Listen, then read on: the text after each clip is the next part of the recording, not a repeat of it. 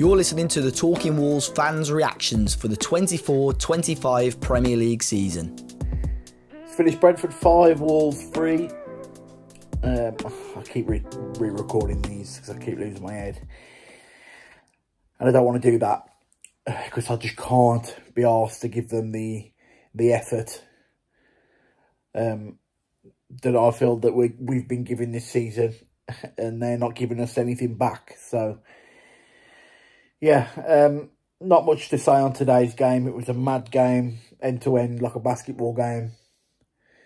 They score, we score, they score, we score type of game. But I am just sick to death of this football team at the moment. I hate watching us. We're a terrible football team to watch. There's no style of play. We don't work it well. We just don't seem to have a way of playing.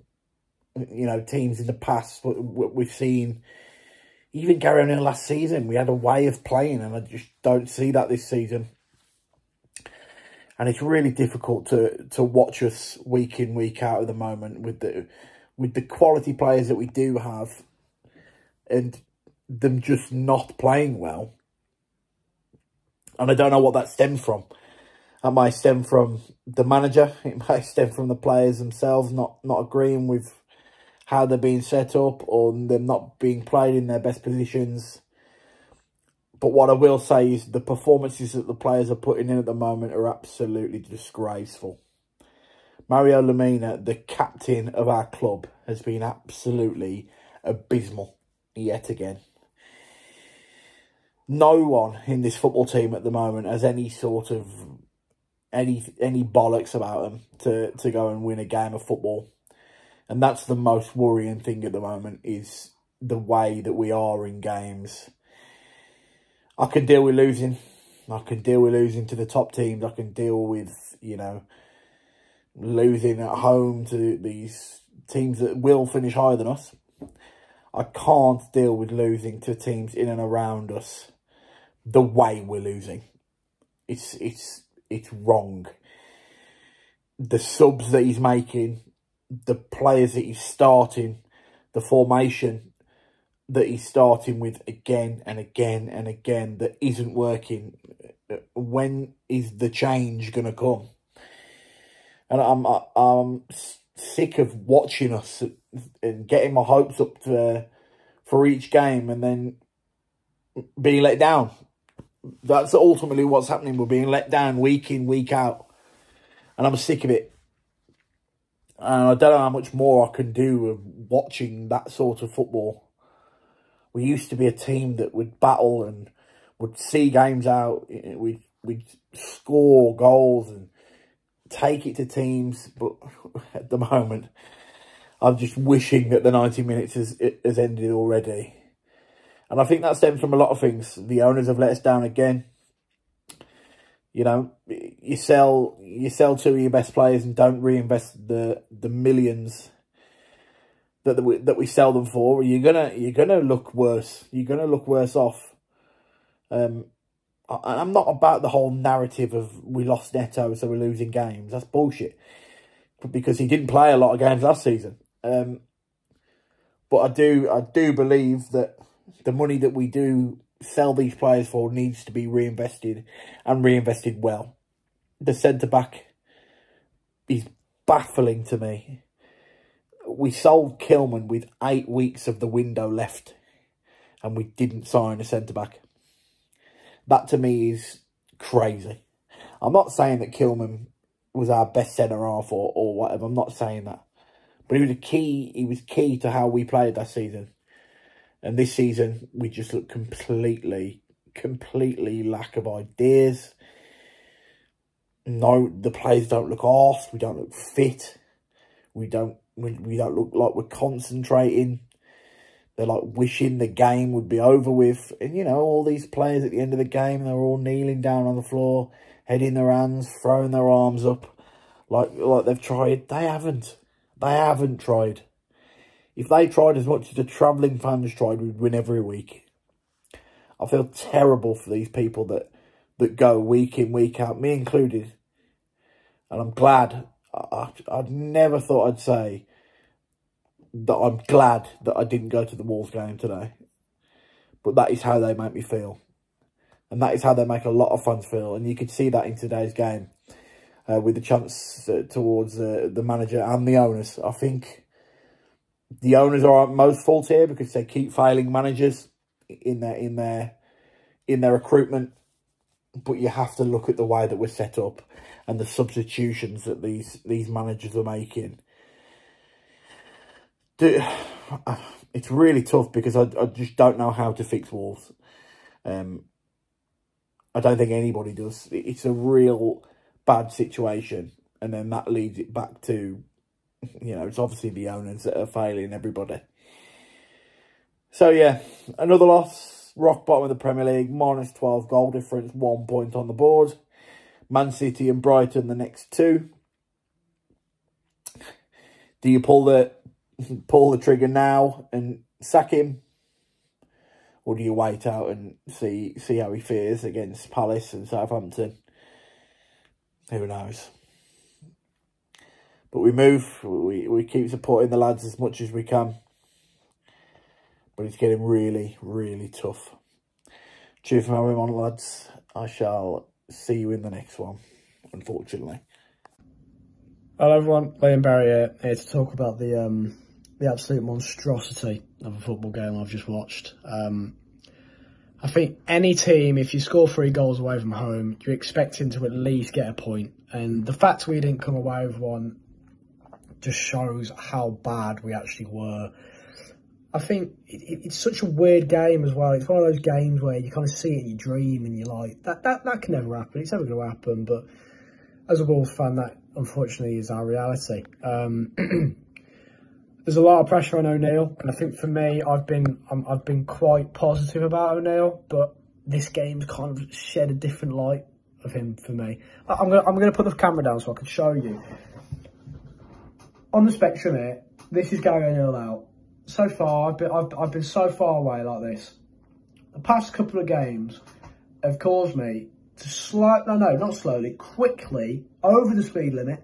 I'm in closing on this. I'm really close. Like I'm a lot more open to the fact of him staying than a lot of people, but I'm close. I want it to be known I'm close. I'm really close, and every result that doesn't go our way, I get closer. But for me, there's just no structure. There's no system. There's nothing. Brentford completely outclassed us, and I mean completely. We made them look like Barcelona. It was like watching Brazil, watching Brentford today. Every attack they had, it just looked like they'd score. I just don't understand why we're still trying to play this back four, because it's so clear we don't have the players to do it. We've got 2 full-backs who can't defend. And the majority of our centre-backs, I'm probably going to, excluding Dawson, they can't really play in a pair. So why we're still trying to play the back four and not just reverting back to the back 5, I don't understand, and I will never get the agenda of it. Back 5 has worked so well for us. Every season we've played the back 5. We've been all right, and we've had a good season. So the fact we've just completely sacked it off is beyond me, and hopefully, maybe he'll change it back to the back 5, but I'm not too excited about that either, because I think the prospect of a back 4 excited everybody. Everyone's like, oh, the attacking football is so good, like, we're in for a good season. It's difficult because we do play good attacking football when we play in the back 4, but we're so bad at the back that we just can't play it. But yeah, it's probably one of the worst performances I've seen from a Wolves team. We made Brentford look so good. They were so much better than us. And the fact that that's the case shows what position we're in at the minute. And I think it's going to be a long old season if we don't start changing things up. And I think it's too early to get rid of O'Neill, but I do also see the fact that the coaching and the game management of the team just isn't there at the minute. And a lot of that has to come down to the coaching. So yeah. We're probably going to beat City. Let's keep the hope. I'm not going to keep the hope because it's not going to happen. But, yeah, terrible. Here we are, slumped in the living room chair again. Yeah, what to say after that one? I've been quite a staunch advocate for Gary O'Neill for the majority of his time at the club. Really thought he built up a big bank of credit, not really discrediting because of some of the mitigating circumstances for us from last season, but today's performance really took a big step towards, I think, the end of his tenure as manager. I think if people suggesting that this performance was coming, I don't think really taking into account the way the games have got up to this point this season. But this was the first time that I genuinely thought this is a team that's got the fear of it's not doing enough at all. I think, fair enough, we have had misfortune up until this point this season. We have had a difficult fixture list, all those things, and we have played well in spells. But today is inexcusable. You can't heed the warning signs about Brentford getting into teams early and then succumb to a second-minute goal. You can't get yourself back into the game and start gifting things like penalties away. What Mario Lemina was doing for the second and third goals are not the hallmarks of a man who should be leading this team. That is the bottom line for me. And I think all those who questioned his mentality around, the tears at Liverpool and all that sort of stuff, he's not being accountable as a player at this moment in time, and especially not as a leader. And I think that's seeping through into other elements of our play.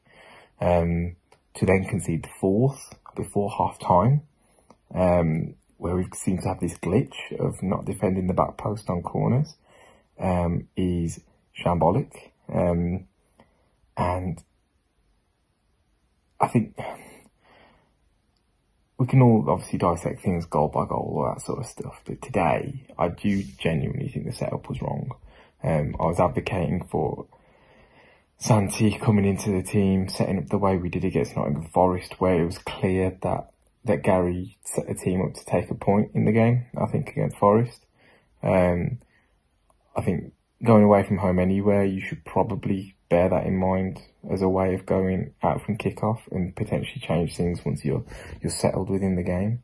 And while, Carlos Forbes as a player showed his virtues, he was really instrumental in the first goal, I don't think it was the time to start with the extra winger today. I think he needed a little bit more height in the team to deal with all the stuff that Brentford bring as a club, as a team, and the way that they play.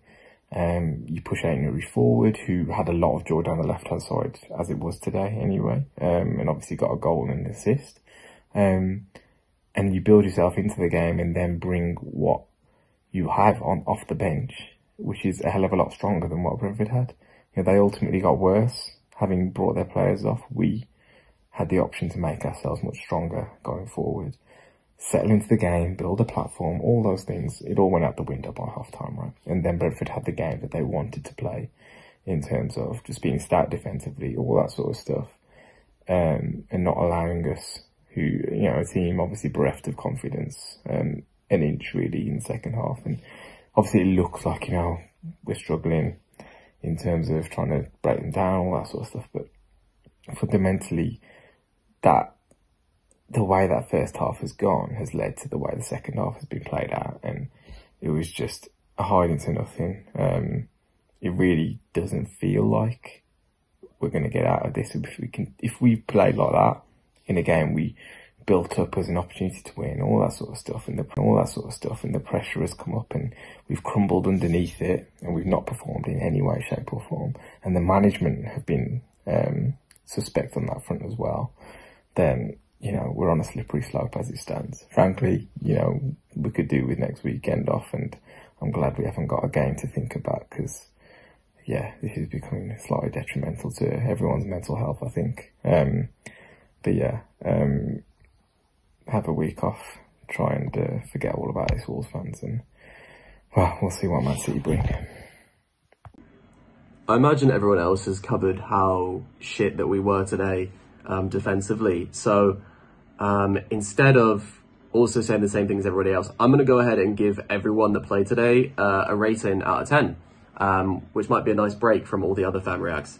Sam Johnston, 6, maybe a 7. He actually was all right today. I know that I'm probably get a lot of stick for that, but like if Jose Sarr played, we probably would have conceded more and lost by more. He saved us on multiple occasions, made 7 saves. You know, we've conceded like 4.5 XG and conceded 5 goals. I don't really know what else you want to do, like, from a keeper, to be quite honest with you. When the defence is so bad and you're letting people have free headers and stuff like that from the 6-yard box, there's not really much he can do. Abe Norrie, goal and assist, pretty good today. I'm going to give him an 8. Yeah, he was all right today. Definitely not, like, a significant problem. To be honest, neither of the fullbacks were. So Semedo, I'll give a 6. Also got an assist today, which is rare for him, but something that he should contribute more with for sure. Totti, I'm going to give a 1. Absolutely useless player. Don't even know why he's anywhere near the starting lineup or anywhere near the Portugal squad, to be quite honest with you. He plays like he's got bricks on his feet and is not intelligent enough to be a central defender. Craig Dawson, 6, is part of a defence that ultimately shipped 6 goals or 5 goals. I know it's really hard when you have Totti by the side of you, but did pick up a stupid yellow for time wasting, or not even time wasting, but just bringing the ball back onto the pitch was stupid yellow anyway. But yeah, he is part of the defence, unfortunately. Andre, pretty poor game by his standards, to be honest. Passing was off, didn't really make himself available, wasn't really breaking up play from Brentford either. 6, maybe a 5. He was hooked for a reason, but Lamina was even worse. Lamina, I'm going to give a 2. This is the club captain, and for me,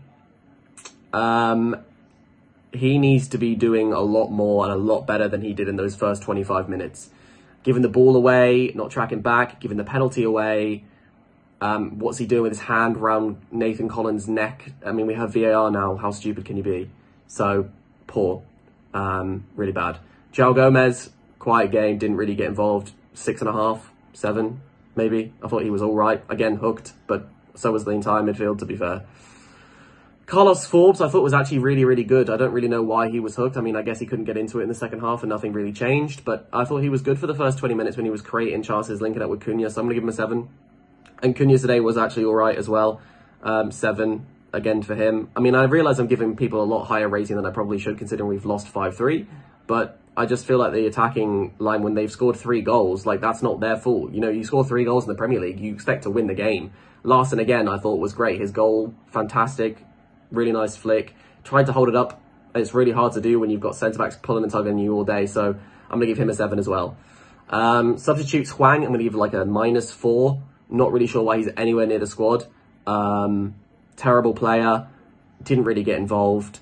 Is fallen over the pitch and is only being brought on to satisfy the Asian market, and is quite comfortably one of the worst players to ever touch the pitch for us this season. So, -4.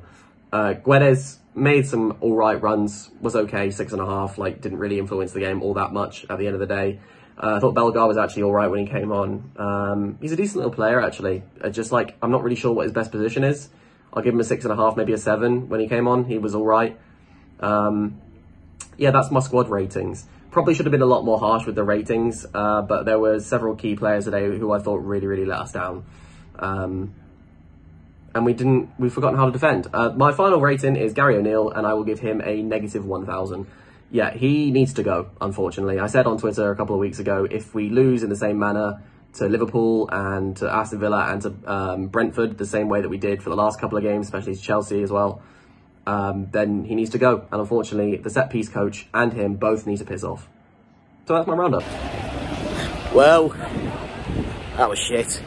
That was really, really shit. Really poor, just passive, negative, no creativity from the team. Just a team that don't look like they want to play for the manager. But it's been something that's been fucking going on for years, unfortunately. It seems like whatever manager we get in, regardless of the circumstances, regardless how good they are, they're fucked over by this board. And they will continue to be fucked over by this board so long as those pricks fucking own us. Fuck them. Plain and simple. Fuck Fosun. They've absolutely shafted Gary O'Neill with the players that he signed, but then his tactics are shit as well. It seems like there's no improvement in the football. There's no sign it's going to get any better, which is always my sign of we have to get rid.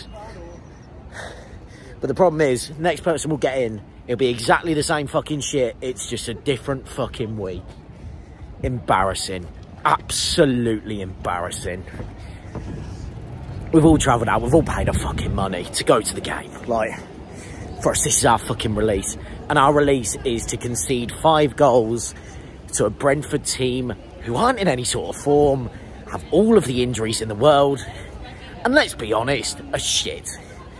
They're no fucking better than us, mate. Fucking disgrace. Doing my fucking Talking Wolves thing. And I'll just text you to do it. Yeah, I know. Up the Wolves. Fucking hell. Right. Gary out, Fosun out, they can all fuck off.